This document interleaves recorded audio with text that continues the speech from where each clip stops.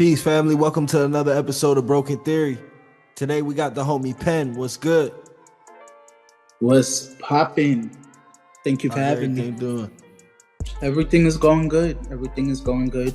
Just been working, taking it day by day. Nah, I feel it. Yeah. So how did you first get started with music?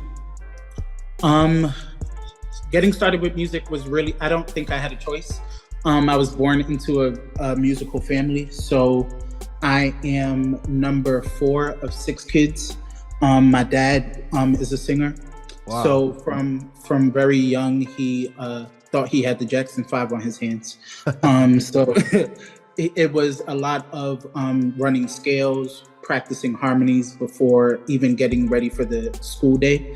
So I would say I probably started taking singing seriously probably around the age of 7, 8. But in terms of it being professional, as in having spending money on studio time, recording music, putting out music, that would be since 2014. Okay. So it's just been that grind for the past 10 years, so to speak. Mm-hmm. As an artist, how do you feel like you found your sound? A lot of trial and error, to be honest. It was a lot of seeing what worked, what doesn't work. I always tell people that there was an extensive catalog of music that I put out, but what is in the vault is even crazier. Just because a lot of what's in the vault is just me trying to find my sound. So I identify as an R&B and soul artist primarily, but a lot of what's in the vault is me trying to fuse different sounds together. So with me, with my heritage being from West Africa, Ghana and Nigeria specifically, there's a lot of trying to fuse Afro beats and R&B together. So there are some records in the vault that where I try to fuse R&B with a lot of different genres. So the neo soul, the jazz, the Afro beats, and it's just trying to figure out what works and also being receptive and responsive and attentive to what your audience is responding to. So I feel like when you put out projects, what you see, and it's not even about numbers or like what is streaming the most, but what you get the most genuine feedback from. So. No, 100%, man. You also have this distinct, like, I don't know what it is, man. It's kind of like a 2000s R&B kind of vibe, man. Like, that's that timeless music, bro. Mm-hmm.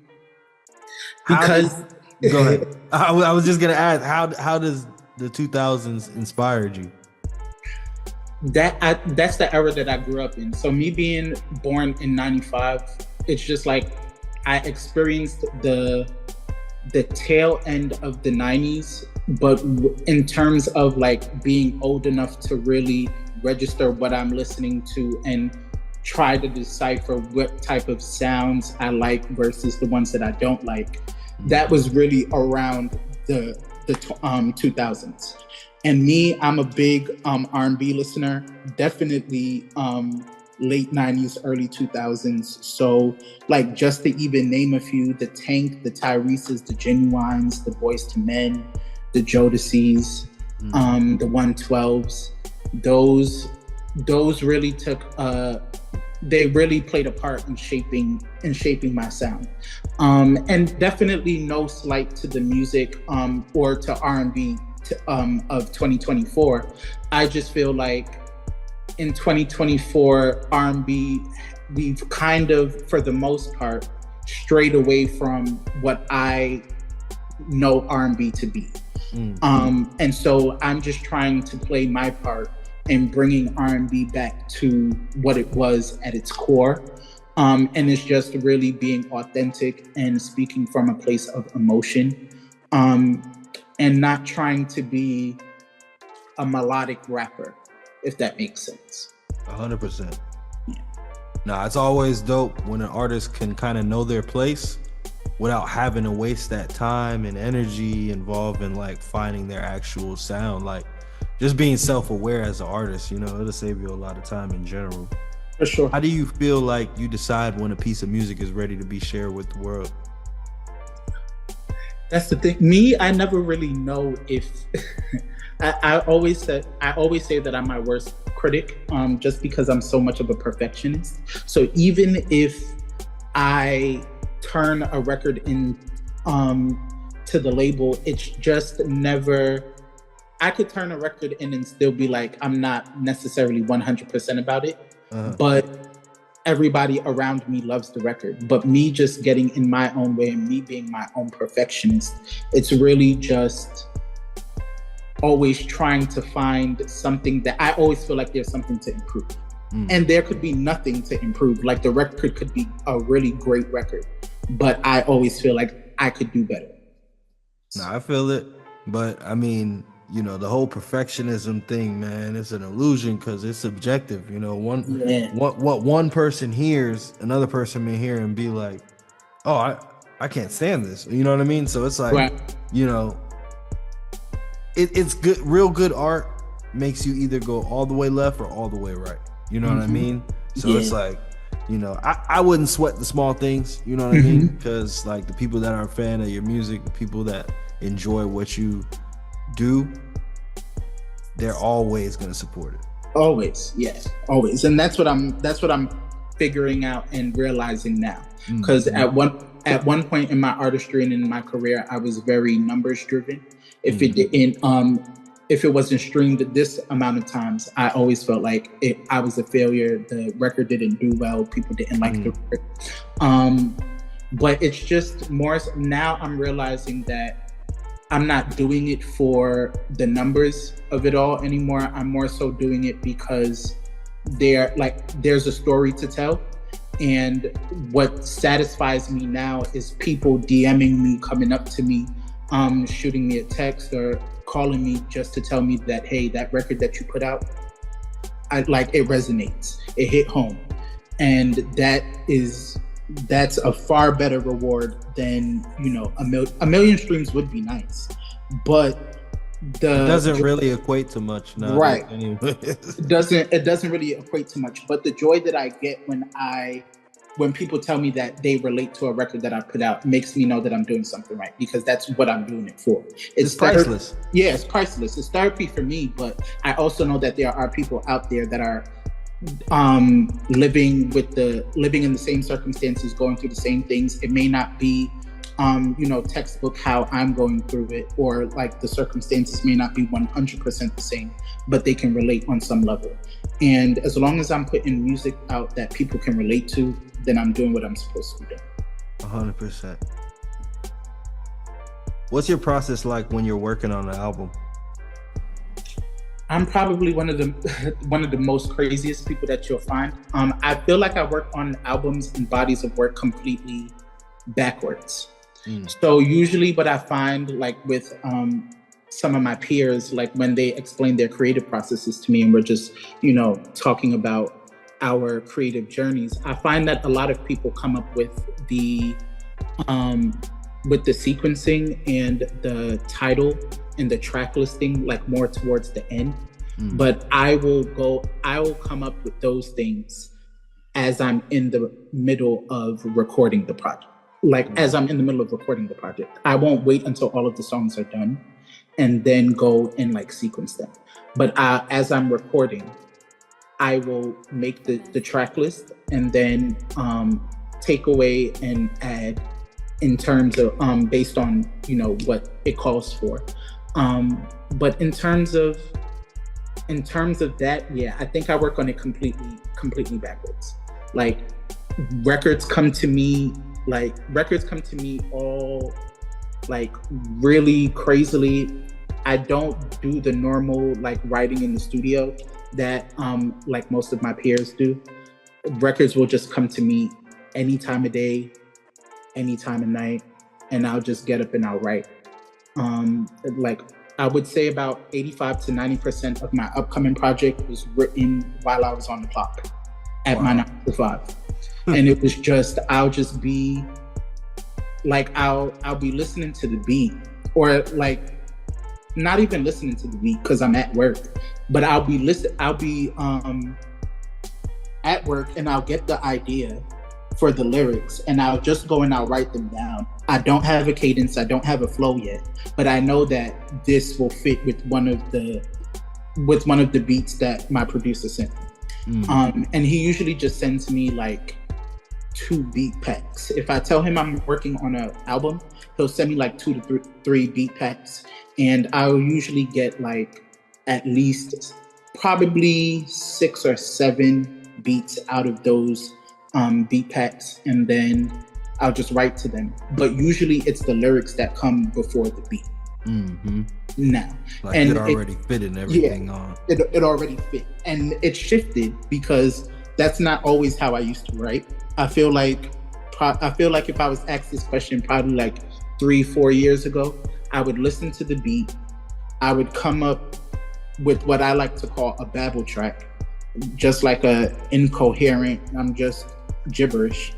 And then just so that I can lock in a flow and a cadence and a melody, most importantly. And then once I lock in the melody, then I'll go back and put actual words in it. And that's how I used to write.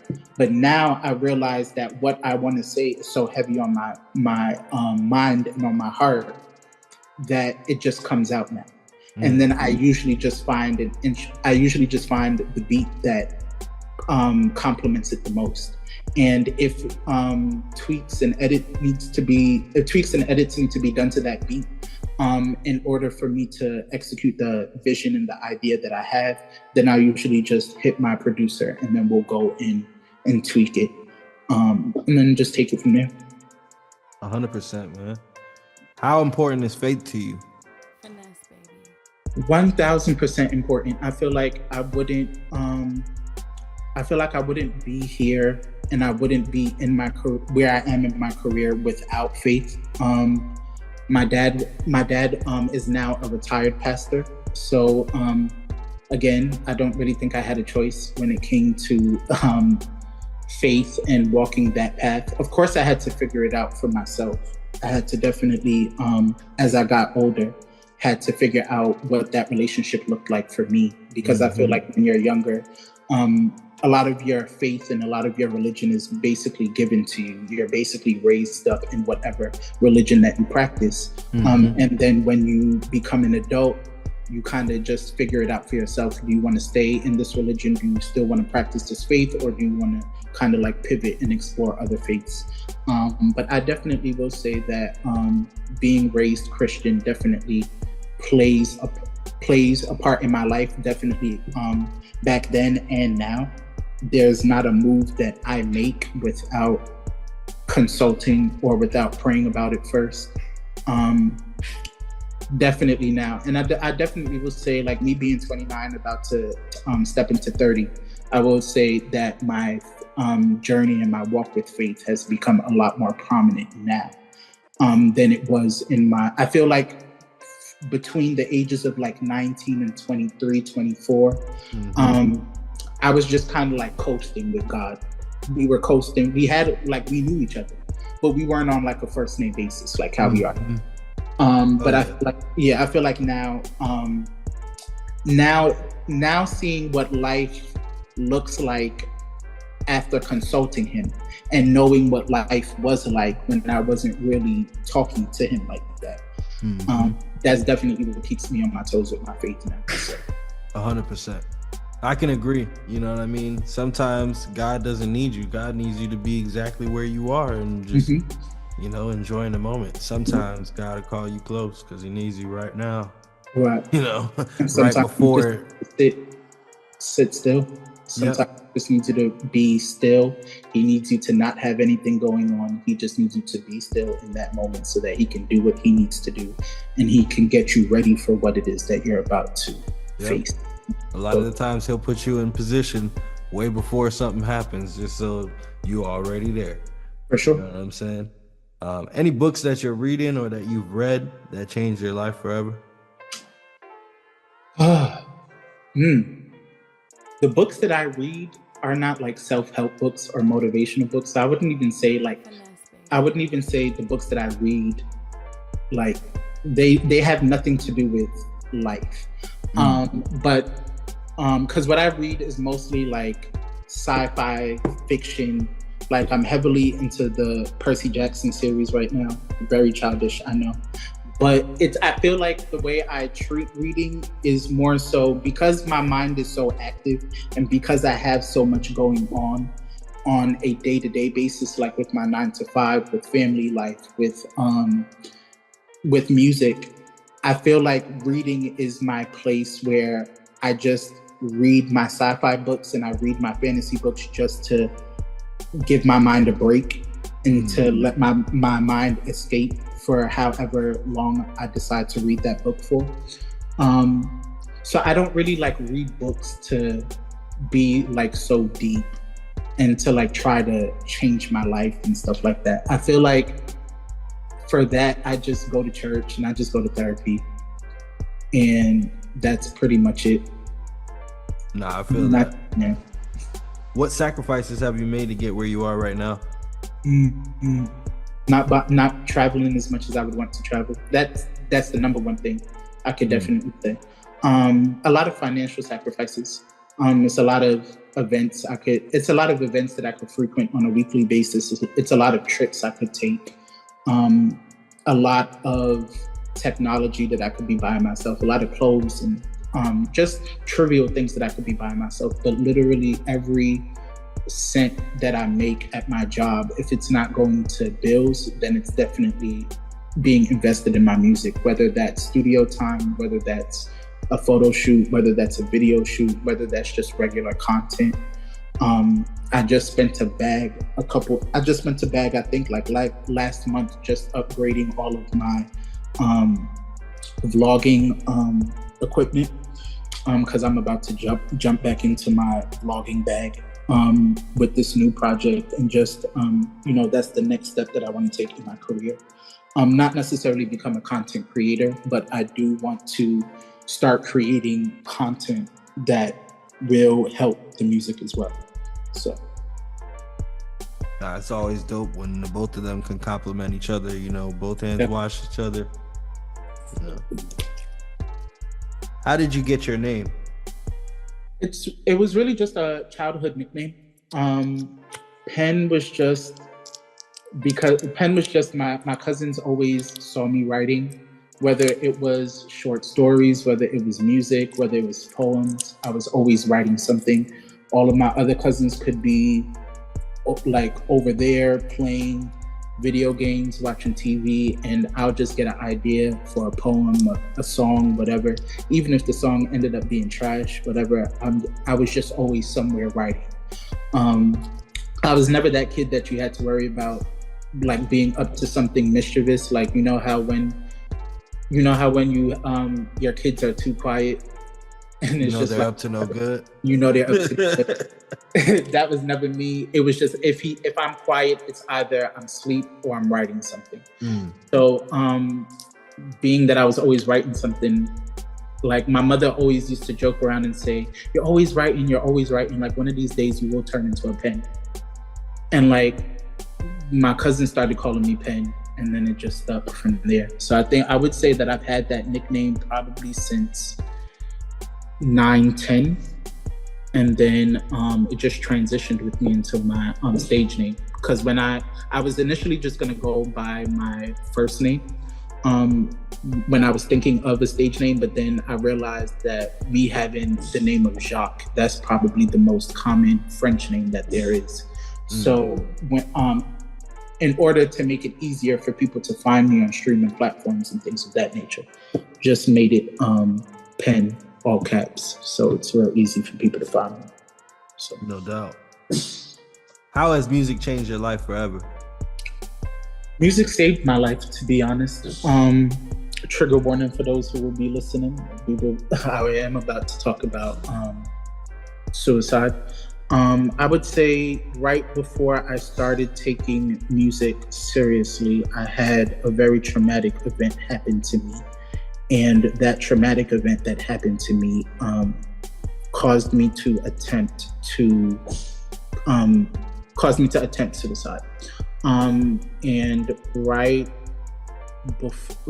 after I came out of that, and I came out on the other side of that, it was more so just realizing that I had to hone in with my gifts. That traumatic experience, the suicide attempt, the rehab, and the therapy that I had to go through after that I'm still going through now, really just shifted my perspective on life, and just made me realize that God gave you these talents, God gave you these gifts, God also brought you through this suicide attempt, and that should let you know that your purpose, your time here is not up yet. So he needs you to lock in. And I will say, from that moment on, when I kind of had that epiphany, it's just been foot on the gas since then, and haven't looked back. So wow, that's powerful, man.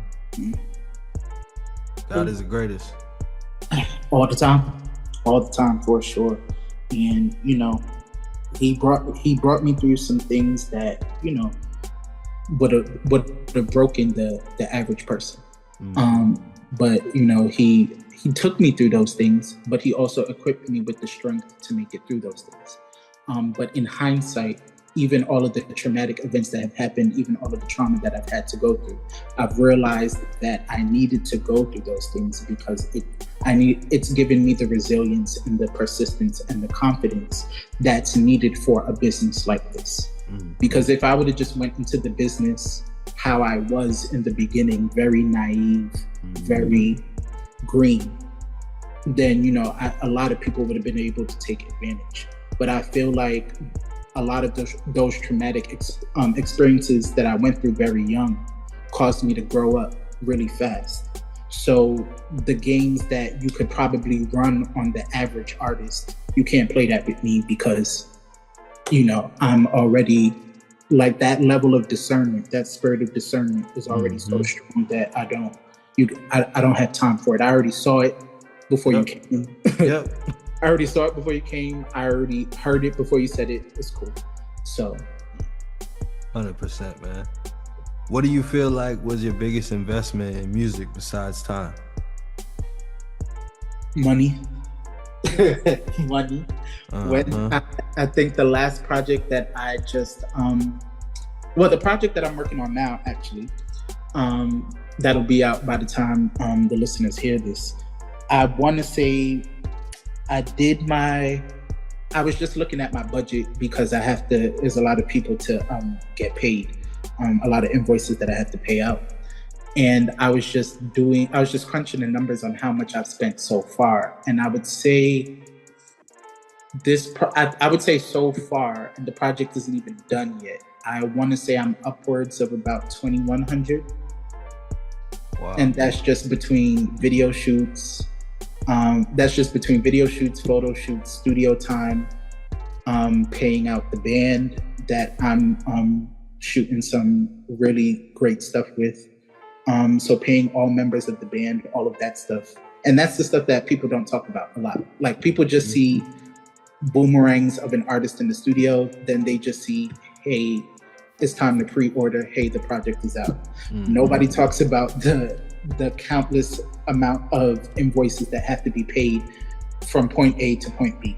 Yep. And it's just like, but that definitely would be the biggest investment, would definitely be my time and my money, because everything else is kind of, and even though like it's a lot of money, it doesn't feel like work to me. So it's really great.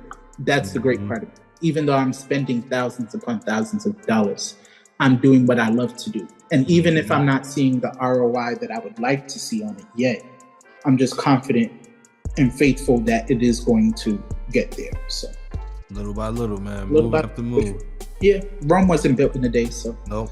I'm not sweating it at all. And I know, looking at the industry now and looking at the industry that we're navigating and we're maneuvering now, I just know it's going to take me a little bit longer. Oh yeah. Because I'm not a TikTok artist. I'm not an artist that's looking for a viral moment. I'm an artist who is making music of substance that I really hope will change people's lives when they listen to it. So I just know it's going to take me a little bit longer. It's already taken me, I've been at it for 10 years, and that's fine. It's something I love to do still. So I'm never looking at it like Of course, I still had those discouraging moments like every other artist where it's just like you want to get to the finish line, but it's just like I want to get there when I'm supposed to get there so that I don't fizzle out and I don't fade out too quick. Nah, I definitely can relate to that. How do you deal with creative block?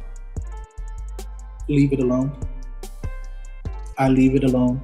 I was one probably like a good 4 or 5 years ago. Because I am such a perfectionist and because I really put myself on deadlines, I really like if I had writer's block, I was fighting through it. And I realized listening back to those songs now, not to say that they're not the best songs, but I know that if I really would have just given myself the time, then I definitely would have done a much better job. Like even with the project that I'm working on now, a lot of like I had different lock-in periods. But I didn't just have like one major lock-in period, like to say, okay, I'm going to write this project in 3 months. And I'm just, for the next 3 months, it's just dedicated to writing this project. This project, even though it's just 6 songs, was probably written over the course of a year. And it's written over the course of a year, probably a year and a half. And it's just a 6-song project. But when I first started writing this project, after I got the first record done, then I went through writer's block for, I want to say, about 6 months. Nothing was coming. And I was for the first, I want to say, half of those 6 months, I was really trying. Like, I was really coming back to revisit it multiple times a day to see if something would then click. I was trying to draw inspirations. But then when I got to like the end of that 3rd month, I was just like, you know what? Let me try and shift something around. Let me try and shake things up. Let's see what happens if I just leave it alone.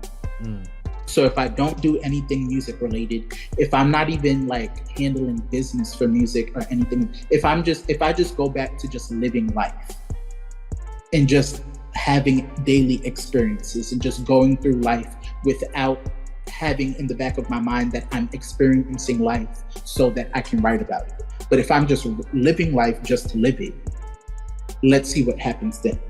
And so that's what I did for those last 3 months. And I would say, like at the beginning of that last month, that's when the ideas came rushing back. Because what I had gone through in those 3 months, life was just lifing every single day. And I'm just like, okay, at this point, this project is writing itself now. I'm good. I could get back in it and I could just write now. So then that's what happened. But writer's block is something that I go through. It's something that I go through a lot, I would say. And I would say, through therapy, I've realized that my creativity is also intertwined with my mental health. So if I'm like going through a depressive episode, or if like my anxiety is acting up really bad, it blocks all of my creative thinking, and that's when it's the hardest for me to write. But when I'm in a good mood, when I'm chilling, when I'm just living life, the ideas just write themselves, the songs write themselves. So I kind of look at it like a different way, like kind of reverse. You know what I mean? Like when I'm not creating, when I'm not doing that, that just means that is coming. Yeah. You know what I mean? Yeah. You know what I mean? That's just how I look at it. So I try to just always stay creating no matter what. Like I never try to force anything, but you know, I definitely don't leave it alone. And that's the craziest part about it too, because even when I'm in my depressive episodes, the ideas will still be there. They're just not coming out in any type of coherent. Or you don't feel like doing it. Yeah, I don't feel like the ideas are there. I just don't feel like executing. And so it's just like I would like to say that I'm always creating, but when I'm not depressed is when I'm actively creating. Nah, I feel that, man. Yeah, I feel like creators are always creating, no matter what mental state they're in, no matter what or they look like. You know, a lot of them have their scheduled posts, so like you really don't know how they're feeling on the how they're feeling. because I'm good for a scheduled post. I'm good for a scheduled post. I'm telling you, you'll open that Instagram app and you'll see I posted. Meanwhile, I don't even have the Instagram app on my phone to Yeah. see what's even going on there. That was the worst thing they could have did for me. The best and the worst thing that they could have did was roll out that scheduled post feature, because I'm that type of person where it's just like social media has become so toxic nowadays, where I don't like to be on there if I don't have to be. So I'm good to schedule a post, and then I may come back and check in like if I know the post is about to go live, then I'll check in after like an hour, 2 hours of it being up, seeing if there's any comments I need to reply to, any DMs or anything of that sort relating to the post. But for the most part, I'll schedule a post and I'll just leave it. You got to, man. Yeah. At some point, you got to prioritize your mental well-being, you know? For sure. For sure. What would you say is one of the most memorable moments on the come up for you? I would say my first independent deal was with it was one of my most memorable moments. That was with an independent record label in Brooklyn called Ninja Nation Records. And one of the biggest things that we did was we all put out we put out a label compilation mixtape that was hosted by DJ Clue and Desert Storm. And so that whole experience was really great, getting to be in the studio with the rest of my label mates, just chopping it up with other creatives, creating records from scratch. And then we went on like a mini tour. I think it was only like 4 or 5 dates to perform records off of the mixtape. And that was just a really informative time and a memorable time, you know, getting a taste of how like a promo tour runs and how tour life is, and having to live out of a suitcase and things of that nature. So it was just but it was a lit time though. Like nobody could tell me nothing. I was lit. I was like 19, 20 at the time. And that was my first time. That was like my first time that I felt like, okay, this might be paying off, because I was no longer just performing at open mics and like the local events anymore. Like I was actually on a tour. And even though they weren't like packed out arenas or even like packed out clubs, it was still like I'm leaving the state where I live to go and perform records that I wrote. It was proof of concept. Yeah. You know what I mean? So it's like you could see the vision and know that it's like, wow, I didn't even water my grass and this is how it is. You know what I mean? Like for sure. So I can only imagine when I treat it like a business and run it like how these labels do. Yep. And that's definitely was my thinking after we got off the tour. I just got off tour. Yeah. Like I think what made it even more real was that like this was something that I had to take off of work for. So it's like I had to actually tell my job, I'm going on tour, I'm leaving. Like I need these days off. And like to even hear myself say that was crazy. Yeah. And then like to even like I still remember that day like it was yesterday. Even like hitting the road, driving, because our first date was in Connecticut. Then we came back to New York. Then we had Atlanta dates. And this is like real independent label style, getting it out the mud. There is no machine behind us giving us that budget. We literally loaded ourselves in 2 rental cars and we drove from New York down to Atlanta for those shows. Like 17 hours down there for those shows. And then we drove the 17 hours back up after we finished our 2 nights and we came back home. Like that whole thing was just crazy and surreal. So like you said, when I hadn't even watered the grass at that point. So like when I really do like start to take it up 3, 4, 5 notches, I can only imagine what the outcome and the result of that is going to be. So, 100%. Who are people in your circle that you feel like push you forward? I would say everybody in my circle. I would say over the last 2 to 3 years, I've definitely shedded a lot of dead weight in terms of friendships, people that I was associating with and things of that nature. Mm-hmm. But it's really, I would say, about 5 or 6 people that really locked me in. Outside of my sisters, like my biological sisters. I would say my best friend Aaron. He also writes with me on a couple of records for this project, and for the project after this. So he definitely keeps me grounded, keeps pushing me forward in the musical aspect. My best friends, Christina and Shamar, I can always rely on them to give me that real from a consumer standpoint, because they don't do music. They don't have any aspirations to be in the industry. So if I know that if I send them a record, they could tell me whether the record's hot or whether the record's lit. And I know that you're not listening from a musical ear.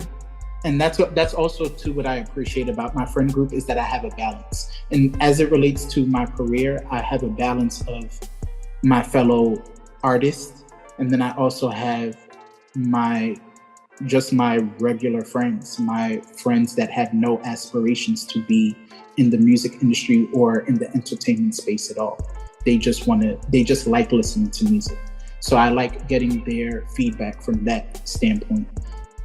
So they keep me grounded. Also, my other best friend Maya, she keeps me grounded. And then that's pretty much. And then my other best friend Breauxkin. They're it for me, I will say.